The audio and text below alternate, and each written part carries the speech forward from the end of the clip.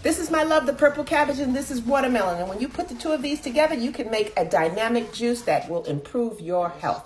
First, I'm going to clean it with my food-grade hydrogen peroxide and baking soda. Now, purple cabbage is packed with antioxidant and has anti-inflammatory benefits that can protect our bodies from the villains of oxidative stress and inflammation. And watermelon, it strengthens your immune system and has an alkaline forming effect. And did you know that the rind of the watermelon lowers blood pressure, cholesterol levels, and helps your gut? So I'm adding all of this into my Nama J2 juicer, which is my favorite juicer. I will leave a link in the comments section for a discount code to this juicer. But when you put these two amazing superheroes together, you create a juice that helps every part of your body.